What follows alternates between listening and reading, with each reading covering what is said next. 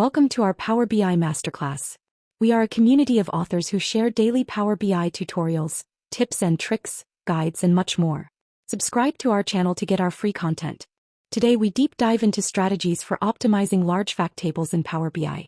If your Power BI reports are slowing down, one possible reason could be the presence of massive fact tables.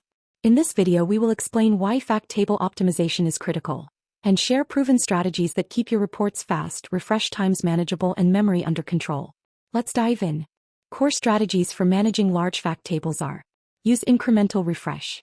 Instead of refreshing the entire dataset each time, incremental refresh updates only the new or changed data. This is especially powerful for time-based fact tables like sales, weblogs, or IoT data. Implement partitioning and aggregations. Partitioning breaks large fact tables into manageable segments, for example, monthly or yearly. Aggregations create summarized versions of the fact table at higher levels of granularity, such as daily sales totals instead of transaction-level rows. Leverage proper data modeling techniques. Always build a star schema instead of snowflake or flat structures. Eliminate unnecessary columns in the fact table, keeping only measures, keys, and timestamps. Move descriptive attributes into dimension tables instead of repeating them in the fact table. Apply data reduction techniques. Not all data needs to live inside Power BI. Optimize data types.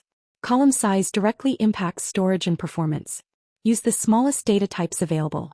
Use direct query or hybrid mode. For extremely large datasets that cannot fit in memory, direct query allows Power BI to query the source database directly instead of importing the data. The hybrid mode combines import for frequently used data and direct query for large historical data. Optimize calculations. Complex DAX measures can become bottlenecks on massive fact tables. Monitor and tune performance. Power BI provides great tools to analyze dataset performance. Link to the full article, including detailed best practices, is in the video description. You're welcome to subscribe to our channel. Until next time, may the Power BI be with you.